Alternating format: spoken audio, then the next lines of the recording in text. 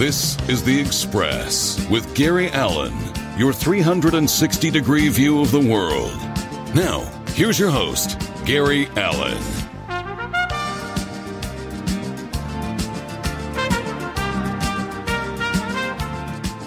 And good evening, everybody, and welcome to The Express. Gary Allen with you here on a wonderful Tuesday evening.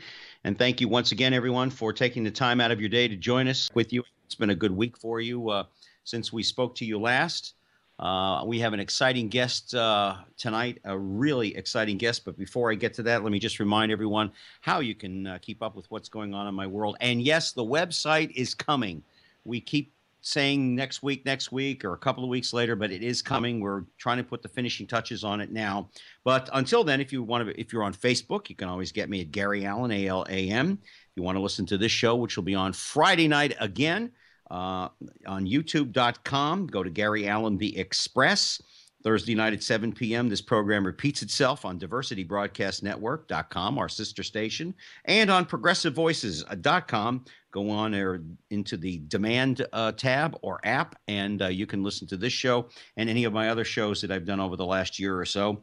And you'll be able to check it out. And again, when the website is up, I'll just give you the website address. You can go in there and go to all the links and everything else that's involved with it.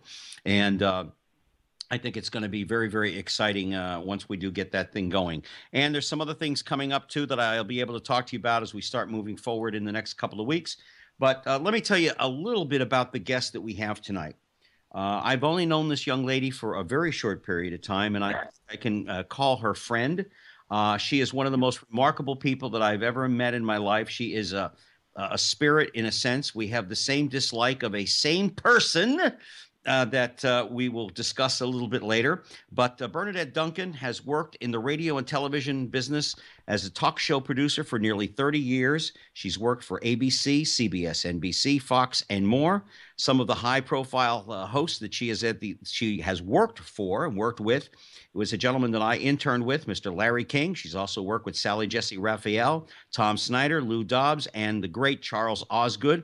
For those of you who ever watched CBS Sunday Morning with the bow tie on, her articles have appeared in New York Daily News, Los Angeles Times, Cosmopolitan, and 17. She lives in Massachusetts with her husband, Michael Harrison, who is the publisher and founder of the radio business's Bible called Talkers Magazine. And without Michael's assistance in many, many ways, we wouldn't know what really is going on in the business. So it is my pleasure to welcome from her fabulous palace in Palm Beach, Bernadette Duncan. Bernadette, welcome. Oh, that's great. Oh, wow, Gary. Thank you so much for having me here with you. Oh, it's wonderful to have you in the Palm Beaches this time of the year. That's very funny. It does sound fancy, doesn't it? You should see me. I'm in my pajamas. Well, so am I, as a matter of fact. I have my Donald Trump pajamas on. Oh, brother. Okay, yeah. That's very fancy now. Is it gold? Well, no, they're full of loopholes. That's very funny. Anyway, before we get into things at all, Bernadette, was radio the place you when you look back, when you were a teenager? I know Sally Jesse Raphael was a big hero of yours growing up, and you wrote a letter to her and she responded. We'll talk about that a little bit later. But is being a television or radio producer something you dreamed of when you were a teenager? I don't know if I quite dreamed about it. It's something I did not even know existed. However, I knew I loved radio because I loved how these people had so much fun with words. They made it was very magical in my house with my parents, and we had radios in every room. So I never knew that the job of this producer even existed until way later. Mm-hmm. Yeah. We're going to be hitting on a book that she's recently written called Yappy Days, behind the scenes scenes with Newsers, Schmoozers, Boozers, and Losers, which I just love the title. Because folks, you have to understand, knowing those different things, the Newsers, the Schmoozers, the Boozers, and Losers, I could probably pinpoint each one of them of who you're talking about. But I was about to ask which one you are, Barry. Come on. We're going to go God. talk about all these other folks. Well, I'm not a drinker. I'm not a drinker. I living in Las Vegas for 10 years. I quit drinking altogether. It's not that I ever had a problem with it. It's just that, Vegas, it's a very it's a big little town. And if you sneeze the wrong way, they know about you by 4 o'clock in the afternoon. I suppose I'm a schmoozer to an extent. I love schmoozing with people. I've never considered myself a loser, no matter what, even if I'm down to my last 10 cents. And a newser, I don't know. I don't think I've ever done anything except work for Nixon that made any news. And I didn't make any news there, except I was on Air Force One with him a couple of times. I think that's pretty cool. The little you and I have spoken, but we got to talk on the phone. Mm-hmm. You have a lot of great stories. You yourself, are loaded with great newsy stories. I think you're a newser too, Gary. Well, I think could be, but I think that's what makes for a good talk show host. That you've lived a little, that you understand life a little bit. You've been on the high peaks. You've also been down in the mountain valleys. You've had the highs and lows in your life. And I think that's what makes for an interesting host, that you've been around a little bit, that you've lived life a little bit, that you understand what's going on. And that you're not, you don't think of yourself. I mean, I love what I do. I don't make a whole lot of money at it, but I love what I do. I take it serious. I don't take myself, as you well know from having conversations with me, I don't take myself very serious at all, which is probably one of my major problems. But you got to go out and get this book, folks, Yappy Days. If you don't go get this book, you're missing out. Each chapter we could sit here and do an hour on about the background of what goes on. If you saw my Facebook posting today, we are going to unlock some of the layers and unmask some of the untruths and truths about the radio business. But before we kind of move forward with that, my brother called me up. He said, "You're kidding with you're gonna go through the layers." I said, "Well, slowly but surely, yes." Do we put a lot of too much stock into talk show hosts and what their opinions are instead of forming our own? I mean, do we look at somebody like Wolf Blitzer, who to me, I sometimes want to put a piece of glass in front of his face and say, "Are you still breathing?" And people like Sean Hannity, do we pay too much attention to their opinion instead of gathering information and coming up with our own? Well, hopefully you listen to all those opinions and then you formulate your own. Although some folks know they like one person's opinion, and then why not? Why shouldn't they have that opportunity, right? This is called First Amendment rights. Everyone has, they can give their opinion. And then if you're the kind of person who wants to just take a little piece of this and a little piece of that and have a very progressive alternative kind of point of view, why not? Some folks, that's what makes the world go round. Yeah. I mean, I really kind of grit my teeth when people say, "Oh, I only listen to this particular station, or I only watch this particular television network," because they're right in there with what I'm thinking, and I'm thinking, well, how are you ever going to evolve if you don't watch other networks and listen to other people and read other opinions? You're going to be staying in the same place for the next 25 or 30 years, and that's not really a way you grow as a person. But then again, maybe I'm just thinking out of the box too much. I don't know. Or maybe not. At least you have that kind of interest in you. So good for you. Yeah. Oh, yeah. I can think on my own. My friends were calling me all day today because tomorrow is signing day in college football. And they're all asking me what my opinion is of some of the local schools here in Florida. And I said, I don't know. We'll know in 3 years after these kids have been in the school a while. It's the same thing as, talk radio people. You don't know what's going to happen 3 or 4 years. Now, all of a sudden, Laura Ingraham is thinking about running for the Senate. I think it's a bad move. She's going to take a decrease in pay, and I don't think she's going to enjoy it at all. How much has the religious right influenced conservative talk radio in the last 25, 30 years? Well, we know that they have, but it's not everybody. So, and I also think it depends on which market you're in, right? If you're more in the Bible Belt community, you're going to tend to hear that sort of kind of philosophy. As we've heard recently, I think President Trump has also been trying to appease that community as well. Yeah. But we are in America, and there's a lot of different voices, and things come in waves. And right now, this is Donald Trump's time, and certain communities that support him. Welcome to America. Yeah, it's a wacky time. You wrote in your book about the Larry King show when you were doing some stuff there, and how you said it was like Alice in Wonderland and the rabbit hole. I'm thinking, well, how would you describe this now? Is it Alice in Wonderland on acid? Well, I'll say one thing. It's great for talk radio, isn't it? It's wonderful that we get all these animated talent like yourself, like you're so charged up that you're here tonight and you're doing this, and you get an opportunity to talk about what is happening, what happened in the past 24 hours. I mean, this is wild stuff. I have never heard so many people who are so involved in the process behind the scenes, and we get to talk about it on talk radio. Right. And it's interesting. This is a great time for this business. Well, I think so too. I started out, of course, as an intern for Larry King, someone who you worked for, the great Larry King, the King. And I told you my story, and I'm not going to repeat it because I've said it many times on the air here because I absolutely adore him. Amazing, Barry. An amazing man. I mean, to me, he's just amazing. Never prepared, never did much of anything. However, there was an incident.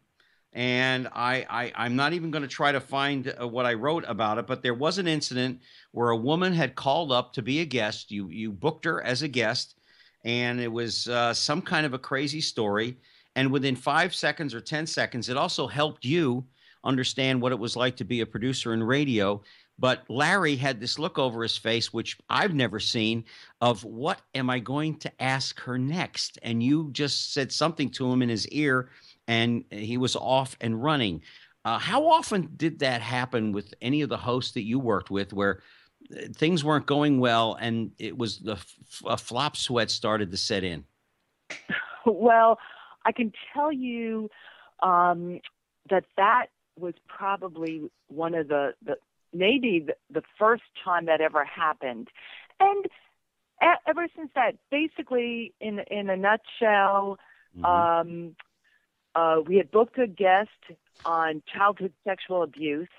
And as you indicated, he's never prepared. He doesn't read the books. And he was very open about it. I don't read the books because I want to enjoy the guest with the listener. But this is totally out of his realm of experience. And I had worked at 17 Magazine as like a freelance and a staff writer as a young person. And we covered this topic, and I'm watching him thinking, oh, my goodness, he does not know what to ask. So I started kind of pulling from my memory questions like, at what point when you're dating somebody do you tell them that you had this experience? And he just took my words, and they came right out of his mouth. I have to say that I went from being a green newbie producer to now having had experience. And because it takes a lot of courage to talk into the ear of this giant talent, especially after my boss said, whatever you do not talk to him. However, really? I can't, because, I was like 24 years old, and, this was the big guy, and, everyone was intimidated by Larry King. But to your question, I can't say that it happened a lot. Definitely not with him. That might have been like the only time. However, it was a turning point both for me and for me working with him, because I think at that point he liked and respected me. But subsequent to that, it probably has happened where I might have thrown in a forgotten name to the host, because, you know, when you're under the gun, you might forget details or whatever. But it was never like that, where somebody was totally at loss for words or questions. Yeah. If you're at a loss for words, you don't belong behind a microphone at a radio station, because like me, I'll talk your ear off. I mean, I'm good for 20 minutes, and when I open the refrigerator door. Oh. Now, when I was at the University of Miami, a fledgling young innocent lad just out of the Air Force, I did work, or I interned for Larry King overnights from 12 at night till 6 in the morning.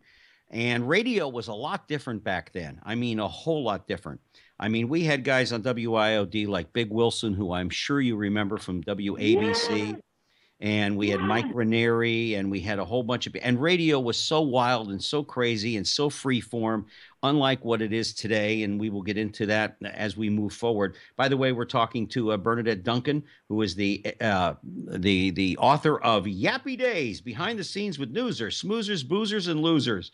I guess I fall into a couple of those categories. So I'll be in her next book, Yappy Days too. Anyway, how much has it changed because corporate has taken over most of the radio stations? Back then, there were a lot of mom and pops, and Cumulus and iHeart and everybody else really didn't exist to the extent that they are today. How has that changed talk radio? Because let's face it, syndication is where it's at. Yes, it has become less and less mom and pop. And in other words, it's less local driven. Yeah. So back in the old days, when you and I were growing up and we had our local station on, the owners would be the people you might even bump into in the grocery store, and they had a responsibility to their community. It was a lot less, let's say, speaking to the buck. It was more community driven. There was a purpose. There was a commitment to your community. The conglomerations has changed the nature of radio, and you just spoke to that. Meaning, you just spoke to the fact that there's less wiggle room today, right? Yeah. Yes. The owners are more interested in making money. I mean, I know that's such a shock, right? Yeah. Oh, yeah. I mean, God forbid they should.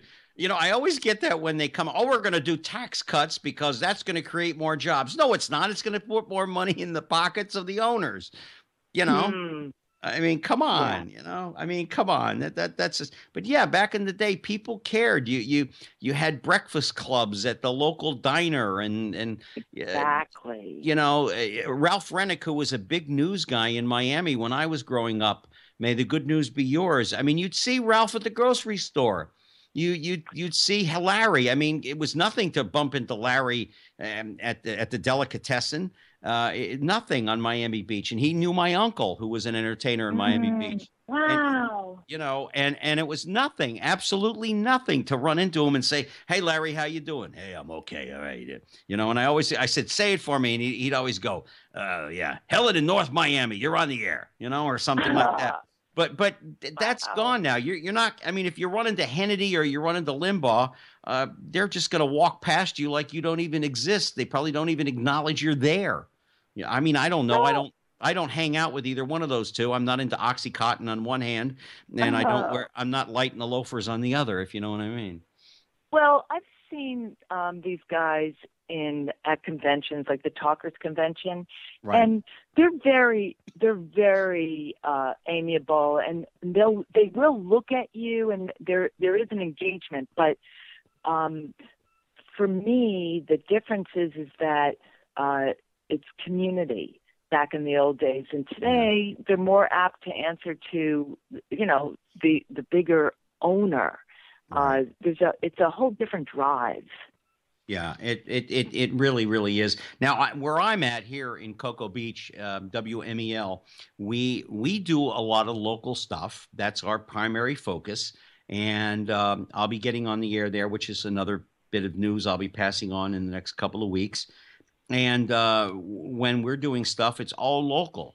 And you and I talked about that. Like you said to me, Gary, where do you want to go? And my answer that I didn't come up with the other day is I want to go as far as my talent will let me, which is probably about 2 blocks and then to your left here. You know, but, there's also a lack of fun in it anymore. Back in the day, if a blooper or something happened while you were on the air, it happened while you were on the air. It's live. Today, everything's got to be structured, and it almost seems like there's no fun anymore when it comes to, and I'm talking mostly the political stuff. I don't think anybody has any fun anymore. It's like, everybody is so PC, and they're so worried about, I can't show my funny side because then I'm not masculine anymore. Come on, have some fun. If it's not entertaining, nobody's going to listen. Or, as my husband, Michael Harrison, who you just mentioned a little bit ago, Yes. and he's the founder of Talkers and publisher, one of his favorite sayings is that people are more apt to aim for victory rather than truth. And when you're not looking toward truth and all you want to do is win, then you're not going to have fun. It's about being, it's about convincing people. There's an argumentativeness. It's hate radio. It's that whole thinking. There's people out there having fun. There's still fun in radio, but a lot of it is political, and it's just victory over truth. Yeah. So yeah, a lot of what you're saying. Yes. Yeah, I'm hoping, and to some extent or another, that it comes back to where we start having more fun in radio, that we have guests on that we can have some fun with. I know that you worked with Larry, and you, like you said, it was a fun time. I want to go back to the book just for a minute here. Kind of go backwards a little bit. I love the graphic on the book. And folks, you've got to get this book. It's called Yappy Days, Behind the Scenes with Newsers, Schmoozers, Boozers, and Losers. And Bernadette Duncan is my guest, and her husband, Michael Harrison, who's the publisher of Talkers Magazine, the Bible that we all go by. I love the graphic. It's perfect. Oh, that's so cool. I'm so glad that you love that. I really do, It's a secret talent that my husband has. Oh, I didn't know he drew. Yeah. Wow. Isn't that something? I mean, it's perfect. It's perfect. It shows a producer, you in particular, with phones all around you, one in one ear, one in another ear. I mean, it's like it's perfect for this book. And of course, you dedicate this book to Michael, which I think is pretty cool. What difference has he made in your life? Oh boy, where do I start? I think the thing that I tell him every day is that there's not a day that goes by where I don't laugh. Mm-hmm. Now imagine that. Now you're talking about having fun. Mm-hmm. This guy, he's just fun, funny, and smart. And of course, he himself has done talk radio. He comes out of music radio. He's obviously the publisher of Talkers. But boy, are we lucky that we met one another, because there's definitely that radio connection. But he makes me laugh every day. So hence why I dedicated the book to him. I think that. How did you guys meet? Because you were producing somewhere and he walked in, or you met at a party, or? Well, we knew some of the same people, and I had met him 30 years ago, and then we re-met again some 25 years later at a convention. And it was like, wow. And became friendly, and then that became a little bit more than friendly. It was such a, when you meet at 50 and 55 years old, it's a different kind of way of meeting somebody. Yeah, there's a person who I met many, many, many years ago in Miami. She was a flight attendant for a charter outfit, and I would marry that woman tomorrow. But unfortunately, we never are living in the same part of the country. We never have the same thoughts or ideas. My mother absolutely adored her, but it isn't going to happen. So when you look like Jay Leno, you just can't walk into any place and the women are going to swoon all over you anyway. It's like somebody said to me once. They said, Gary, you work with a lot of name entertainers like Engelbert and Tom Jones and stuff. They really get some beautiful, beautiful women. What do comedians get? I said, we get the waitress at 3 o'clock in the morning at Denny's, only if she's No. really. Oh no, I don't know. I think making somebody laugh is. Could you imagine? You can change the colors in the room, make somebody laugh, and suddenly the place lights up. It's great. Oh, absolutely. We're talking to Bernadette Duncan, who wrote Yappy Days, Behind the Scenes with Newsers, Schmoozers, Boozers, and Losers. You state in your book that along the way you left radio from time to time to go to work in TV and films, but you always came back because radio are your kind of people. Why? That's right. I think that because we're multitaskers, and when all you have is the word and you want to tell the story, and like you're saying, especially if it's entertaining and if you're having fun, there is nothing like that kind of person. It is a different kind of personality than people who are more interested in pictures or the visuals. This is mind melding, it's and all these characters, when the talent, all they have to rely on is words, you have to really know how to spin those words and be entertaining. And I loved that stuff. And I always found I missed it when I left the business. Yeah.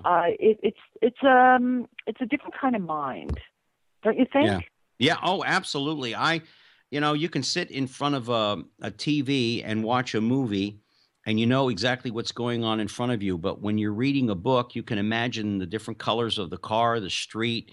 When you're watching the news, there they are. You can't change that. But in radio, until you see the picture of the host or whatever, you can imagine anything you want. And also keep in mind too, radio was part of I'm 64. So radio was a major part, AM in particular, with my generation. Baseball was on AM. Everything was on AM. Their FM didn't come along until the middle 70s. My first job, real job, other than interning, was at Zeta 4 in Miami playing music when Gino Vanelli was happening. But I think radio is a spontaneous thing. I think you have to be able to think on your feet, unlike Lou Dobbs, who apparently couldn't. We will get into that a little bit later on. I saw him today, by the way, on Fox. How I landed there, I don't know, and I'm trying to put it out of my mind. You have had some interesting episodes with different people, but I want to talk about the time you wrote a letter. You were in your, I believe, late teens or early teens, to Sally Jesse Raphael, who was a big hero of yours, and I adored her. I never had the chance to meet that lady, and she's not dead as far as I know, but I no. She's about 81 years old today, and she's still doing kind of video and radio type projects. If you Google her, you'll find her. She's still active. She has a Facebook page. She's pretty amazing. I'd love to get her. And like you mentioned the other day, Peter King. I'd love to get Peter King on here. But talk about what a wow that was for you. I mean, young ladies of your generation were the Beatles and the Rolling Stones and the Dave Clark Five. But here is little Bernadette sending off her fan letter to Sally Jesse Raphael, who nobody really heard of unless you lived in the New York area. I mean, that's right. That's the fabulous part. You got to work in your hometown. Most of us have to go off to Poughkeepsie, New York, or East McKeesport, Pennsylvania to get started. But you were able to go right into New York, which is hair-raising. But talk about that experience and working with Sally. Well, the wonderful thing was I was like 12 or 13 years old. And while all my friends were sending out their fan letters to, Bobby Sherman or any of the Beach Boys, I thought, well, I'm going to send a fan letter to Sally Jesse Raphael. And I was sincere. I just loved her show. My mom, who was an immigrant from Ireland, was basically finding out how to be an American by listening to the radio. Yeah. But we would laugh with some of her zany stories, going to flea markets and all sorts of fun stuff.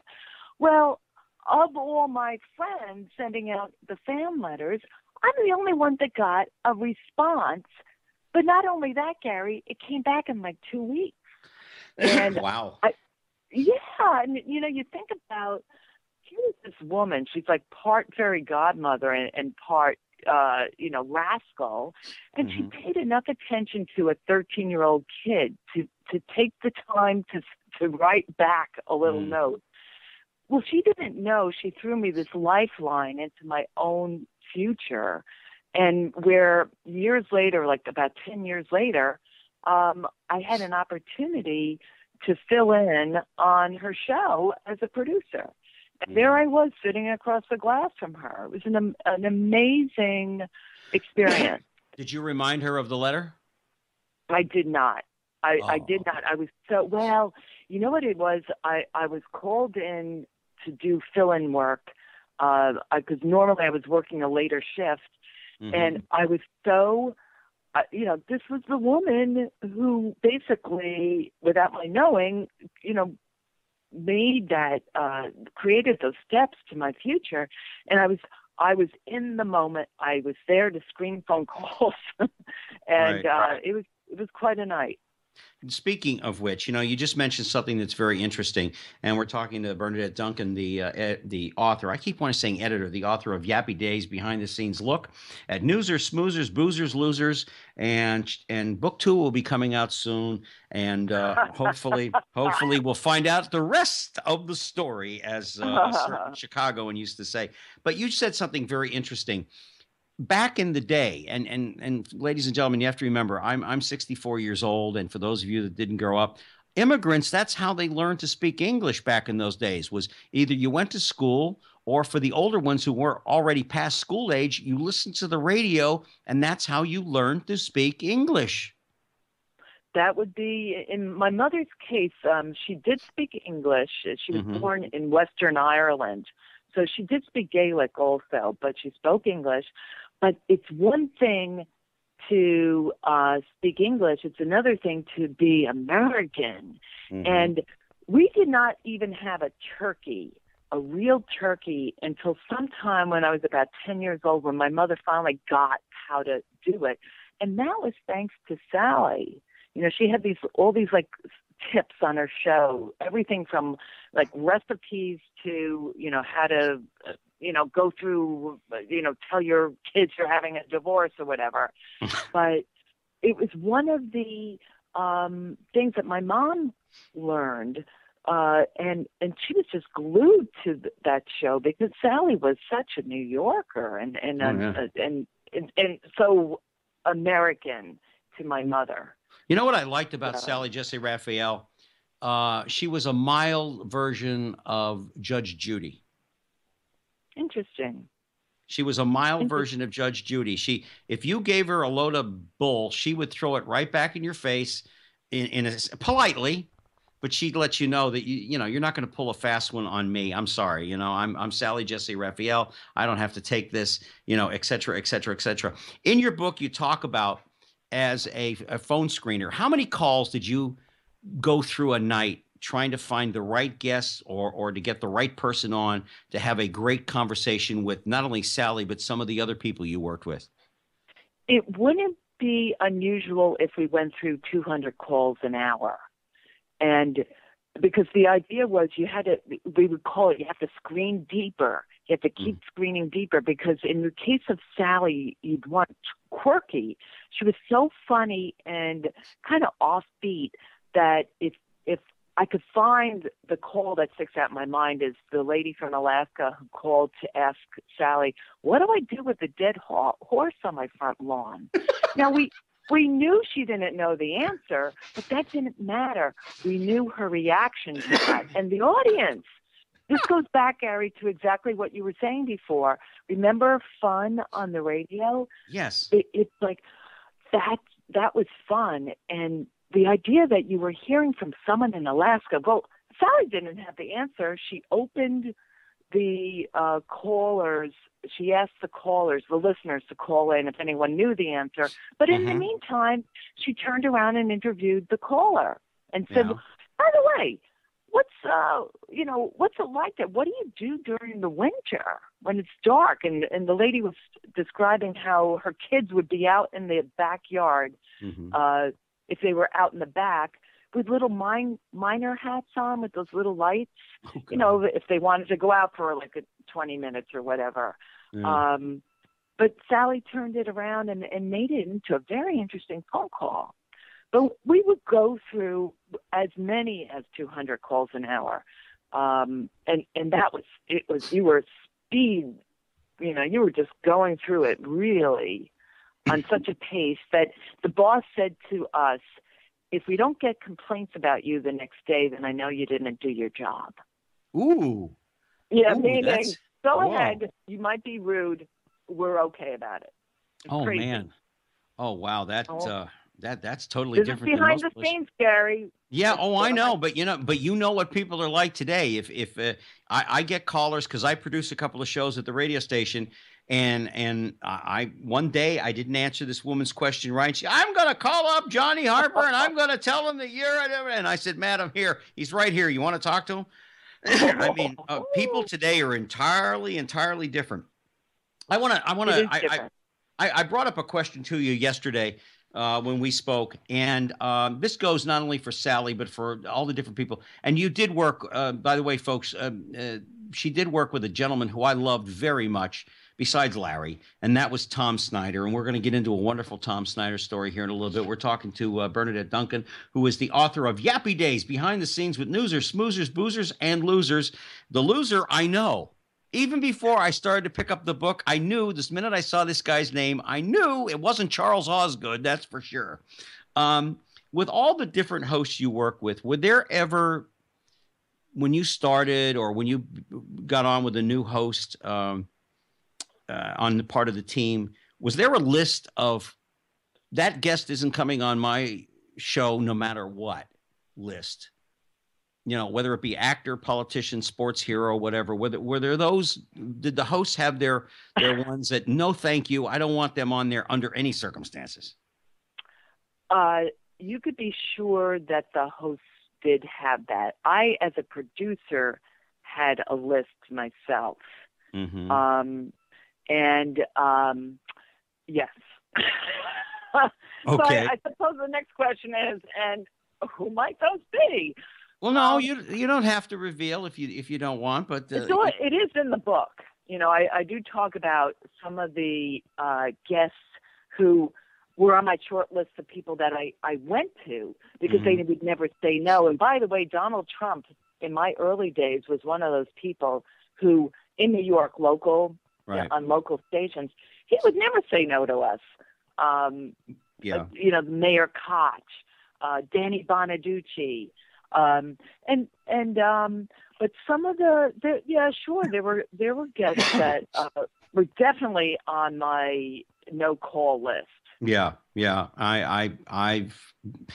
Somebody asked me that once if I ever got to the point where I was on CNN, which isn't going to happen, but or if I got to be big, do I have a list? I said, yeah, there are. I said, and then the next question is, what's the one got? What's the one got that, say, Sally always wanted but could never get?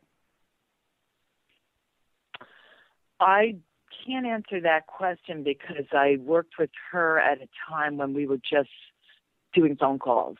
Mm-hmm. So that was my experience with Sally. It was pure Sally, the essence of her life experience. But in the course of my career, I've booked everything from, devil worshippers to kind of over the top, like Ann Coulter, who, some let's say very colorful people. But yeah, there are a lot of folks that you don't want to give more publicity to as well. You know, you can feel very conflicted about it. Yeah. And yeah. Those were the pains I had as a producer. You know, oh, why am I doing this? Now, in your book, you state a couple of incidents that are really hilarious. Everybody always thought Joan Rivers was this lovable little old lady from way, way back. But you also worked on her show, The Fashion Police.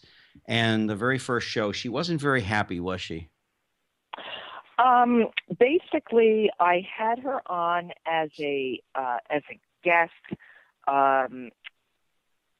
Yes, one crazy morning, and I'll never forget because it was a cold, and I remember showing up before 7:00 in the morning. It was still dark out in New York. It was snowy, and I did a tremendous job. I filled 2 hours. So she was going to be talking to so many hosts around the country. This is when I was a satellite tour producer, meaning I'd bring the guest in, you'd sit them down, and you'd connect them to stations around the country. It was an opportunity for small stations who wouldn't normally get a Joan Rivers in their studio. It was an opportunity for these small stations to get 10 minutes with her. Great job. But she sees the rundown, and she's like, how am I going to do this?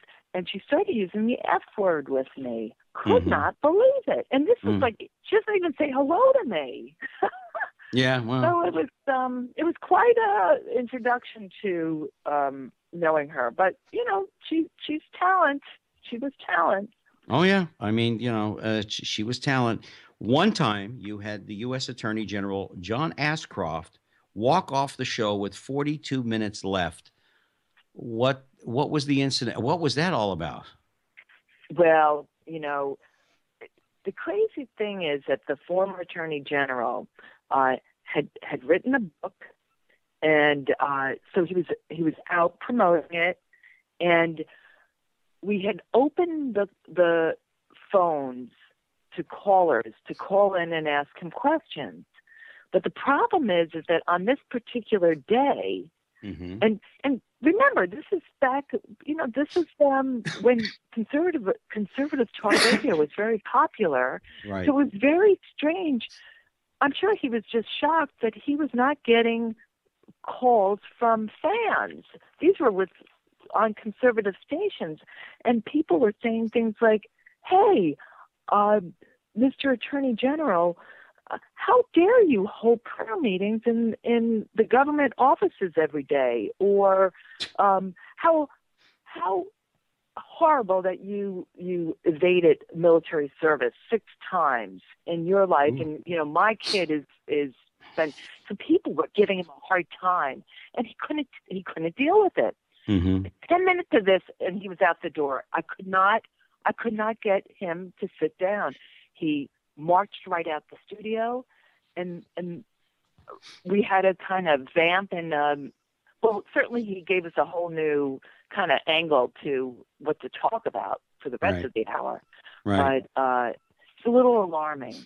Yeah. We're talking to Bernadette Duncan, the author of Yappy Days, Behind the Scenes with Newsers, Schmoozers, Boozers, and Losers. Let's talk about the person that probably helped put talk radio back on the map again. And that's the elephant in the room, no pun intended, but Rush Limbaugh. Yeah. You never really worked for Rush per se, but you have a friend who was a producer. You've been to his compound. I have no other way of putting it, in West Palm Beach. How close is his place to Mar-a-Lago, by the way? I don't know how close his place is to that. And I don't know if this is a joke question or not. No. Only because I don't know my way. I know every crack in the sidewalk in New York City.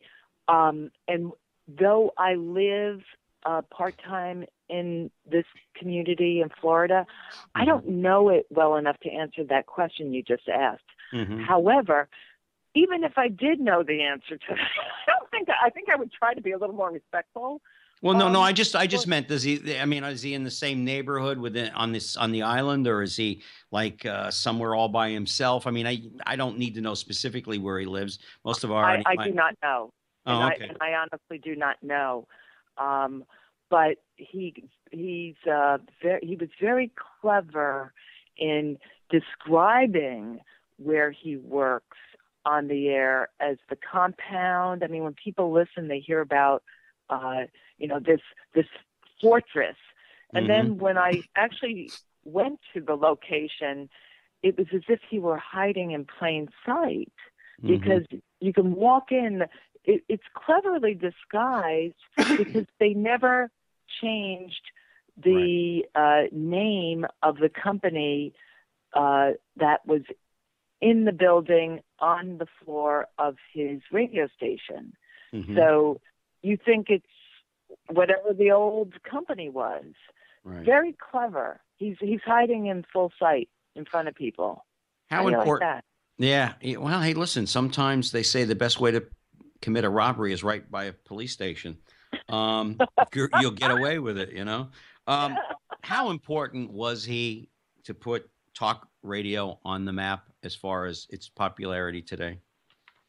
Well, let's face it. You know, at a time when people believed that the media was liberal, right? Newspapers, television news. Everybody, the public thought media was liberal. And now along comes Rush Limbaugh, and he's got this fresh voice, fresh opinions. And for the first time, a lot of conservatives felt like, wow, we have a voice. And he was funny, and he was making stations money, the advertising dollar. He basically saved AM radio. And then other people of the same persuasion, other talk show hosts, started to pitch their ideas and landed also doing conservative talk. And the stations were making money. So Rush Limbaugh started this whole brigade of similar-minded people and got a boatload of listeners. And the stations and the station owners are very happy. Whether they were liberal or conservative, they liked the money. Oh yeah. I mean, it doesn't matter if you're paying for my golf game on Sunday, I love you. You know, the funny thing you're saying about Rush, at the beginning, he was entertaining, he was funny, and it was interesting to listen to him. But over the years, he's gotten nasty and downright, to the point where, I mean, he and Hannity and a few others are no longer even on. I mean, they're on in the major cities, yes, but they're not even on the major stations anymore. They may be still part of the same cluster, but they're on a lesser radio station, a lesser maybe instead of being on 550, they're now up at 1050 on the dial. You know, things have changed. I think people, as we talked about yesterday, they get tired of the hateful talk that goes on. They want to be entertained a little bit. Yes, we want to know what's going on in the world, but you don't have to do it with such venomous way. I mean, when he tore that poor woman apart a few years ago about birth control pills, I think that pretty much finished him with a lot of people. I really do. Well, I think, you know, it's a funny thing. I don't envy a man who was so examined by the press, you know. And look, I can't speak to him, but I do feel for, you know, the fact that, you know, the papers, he was front page news. He became news. And maybe that knocked the humor out of him for a little while. You know, he maybe he wanted to lay low a little bit. You know, he was subject to a lot of attention and eyeballing by the public. Now, that you just mentioned the Sandra Fluke, the Georgetown student. You know, it's the press turned around and made mince out of him. I don't think it was easy being Rush Limbaugh. He did start out being very funny, but it must have gotten very difficult to be him too.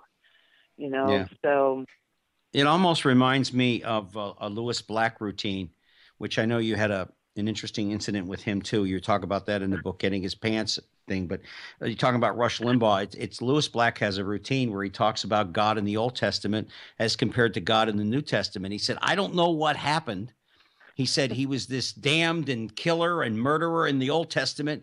I don't know if he went to anger management classes or the birth of his son, but suddenly now he's loving and caring and doing everything for everybody. So, it's sort of like the opposite of Rush to his. Oh, Lewis is one of my favorite people in the whole world and a really good guy when you really get him down and talk to him one-on-one as I've had the pleasure to do. I want to talk to you about a gentleman who I only met once in a train store, but I absolutely adored this man. And I think he was the predecessor for a lot of the things that go on the late, late shows after the Tonight Show and after David, etc. And I don't think this man ever really fully gets the credit that he deserves for the newsman that he was and the interviewer that he was. And he was another guy that didn't take any bull either, and that was Tom Snyder.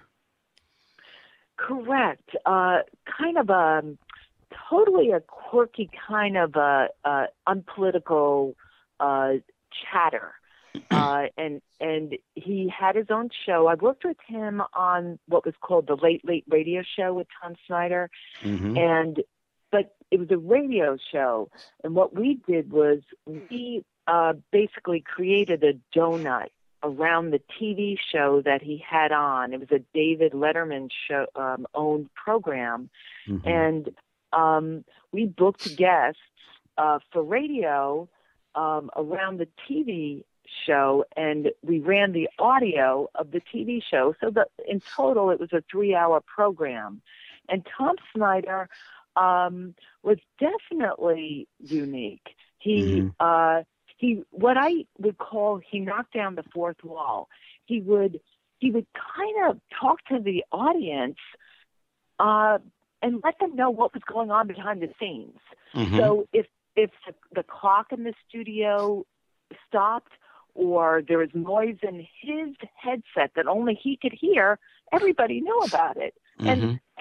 And we were in New York and he was in LA, and he would actually talk to us sometimes live on the air and say, hey, does anybody realize that the clock in my studio here in LA stopped like 4 hours ago?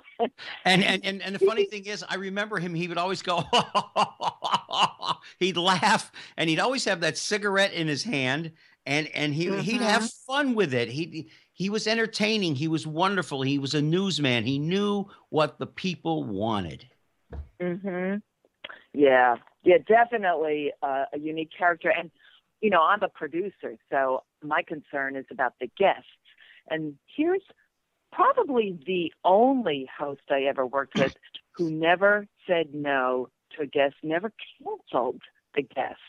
And I had guests because we were a nighttime show. I'm talking 11 o'clock at night till like 2 in the morning. We had guests show up drunk, high, on whatever, angry, crazy, and he would just sit there. Johnny Rotten, he does an interview with Johnny Rotten, and the TV interview is on YouTube. That is priceless. And it's so obvious that Johnny Rotten is high on something, and Tom Snyder can't get through to him, and he turns to the audience and says, folks, some days this job is really hard. And it's hysterical, because you know when he's trying to communicate. Yeah, it's sort of like the night that Letterman had Robert De Niro on, and De Niro was giving him one-word answers. And it was just funny. We're talking to Bernadette Duncan, the author of Yappy Days, Behind the Scenes with Newsers, Schmoozers, Boozers, and Losers. She's going to come back with us again on a show again because we're almost out of time. But I did want to end it on a semi-sour note because I know this has got to be the loser. It's got to be. And I saved the best for last because I told you what I think of this guy. I've never met him, but Lou Dobbs, and like I said, I was on the Fox. I was on the Fox business channel today for some reason. I must have been crazy. Tell everybody what he said to you at your first interview right off the bat. Well, the crazy thing, Gary, is that I got ushered into his office, sat down at the couch across from his back. So the first 5, 6, 7 minutes, his back is to me, and he doesn't even turn around and acknowledge that I'm sitting there. And I'm thinking all along, what is going on here? This is a job interview? And then it occurs to me, oh, maybe this is part of the job interview. Maybe he's just trying to test me out. But like I said, now 7 or 8 minutes into it, he spins around in his chair and he looks me straight in the eye and he says, I am a bastard. What do you think of that? He leans I would have in. said, you know what I would have said, honest to God? I would have said, gee, I didn't know your mom wasn't married. Oh, well, I didn't say that. What I did say was, it was the only thing I could think of. So I heard, and you won't be the first. And the very thing I just figured, I don't want this job. I don't have to deal with this guy. But maybe he thought I was tougher than what I was. And you knew right off the bat you were not going to probably stay with this thing for very long. But the thing that really got to me, and I've mentioned this 3 or 4 times now to people, and we've only got a couple of minutes left, was that he hired a script writer for a talk radio show. Ladies and gentlemen, you do your research. You have your talking points, as I have in front of me. I'm not Larry King, although I wish I was. But you do not script yourself. You allow yourself the free flow, the form, the move, and you allow opportunities. Anybody who scripts a radio show is out of their mind or the most insecure person on earth. Or in his case, maybe he just got used to television where everything was scripted. But it goes back to one of your earlier questions. Radio is what you just described. It's free form. And he was just a TV kind of guy. And his radio show didn't last all that long anyway. Thank God. Thank God he's on TV. We've only got a couple of minutes left, and I want people to go out and buy this book, Yappy Days. Please do. You can get it on Amazon. What has Bernadette Duncan Harrison learned about herself in all these years that you spent in radio and some in television and in movies that you say you're most proud of? Most proud of? I think that listening is the biggest gift you can give to your fellow human being. That in the end, people just want to tell their story. And that we all share similar storylines, but people just want to tell their story. And as the best thing you could do for somebody is to listen. And look what you're doing. You're giving opportunity for me to tell my story, and a place for people to tune in and listen. And you didn't even have to lay down on the couch. Well, I don't know about that. I mean, I've got 2 sisters who are psychiatrists, so believe me, it's like I grew up around that crazy stuff. So what's next for you? Is there going to be a follow-up book? I don't know if it's going to be a radio book per se. I got a couple of other ideas up my sleeves, but I haven't given up on this yet. I'm still out there, and this has been a wonderful opportunity to give a spotlight to my fellow producers like yourself, and to our industry. We work in a fabulous industry. Yes. And why not celebrate these amazing talent? And it is. For those of you that are not familiar with what it takes to do a talk show, it's the most fun you can have in your life, outside of maybe doing some voiceover work. But it is crazy. It is wonderful. Go and get Yappy Days behind the scenes with newsers, schmoozers, boozers, and losers. Bernadette, thank you so very much for coming on the Express. I appreciate it. I'm going to call you because I got to have you back because we didn't even begin to scratch the surface of this wonderful, wonderful book and peeling away the layers of what this business is really all about. It was my pleasure. I thank you for inviting me on. And hang on the phone because I just want to sign off and then we'll talk just for a few minutes afterwards. For those of you that I want to thank you all for taking a few minutes out of your day to join us here on the Express. Without you, this show wouldn't be possible. There'd be no reason for me to do it, but to be there for you. You can follow me on Facebook at Gary Allen, ALAN, YouTube.com, Gary Allen The Express. This program will repeat itself on Thursday night at 7 p.m. on diversitybroadcastnetwork.com. Our sister station over at progressivevoices.com. Go on their demand little link and their app, and you can hear this show as well as other shows coming up. The website is coming, folks. I swear to you it's coming. I wouldn't lie to you. My last name isn't Trump. But anyway, thank you all very much for joining me here. I got to put that in, Bernadette. I got to. I just have to. But thank you all so much. And until next time, take care of yourselves and each other. You've been listening to The Express with Gary Allen. Join us here every Tuesday night at 10 for more captivating talk with Gary Allen. See you next time on The Express.